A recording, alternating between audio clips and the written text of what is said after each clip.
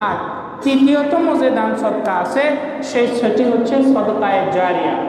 আপনারা অনেক সময় শুনেছেন মৃত ব্যক্তির আয়োজন অনুষ্ঠানে যুক্ত হলে এই হাদিসটি অধিকাংশ সময় বলা হয়ে থাকে যে মানুষ যখন মারা যায় ইযা মাতা ইবনু আদম ইনকাতা আনহু আমালুহু ইল্লা মিন খালাস, মানুষ যখন মারা যায় তখন তার আমলের দরজা সওয়াব পাওয়ার রাস্তাটি বন্ধ হয়ে যায়, কিন্তু তিনটি পদ্ধতি থেকে সেই আমলের সওয়াবের বিষয়টি আসতে থাকে।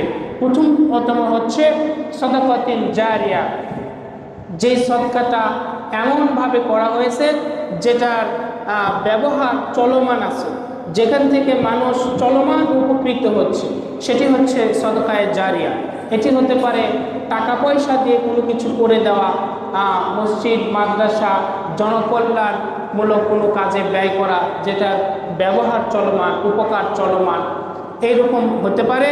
অথবা সেটা হতে পারে কোনো একটি এলেমের কাজ, জ্ঞানের দিনই এলেমের জ্ঞানের কাজ যেটি আপনি করছেন। যেমন আপনি কোরআন শিখেছেন, আপনি আরও দুটা মানুষকে কোরআন শেখালেন, তাহলে তারা যে কোরআন পাঠ করবে সেটার একটা অংশ আপনি পেতে থাকবেন।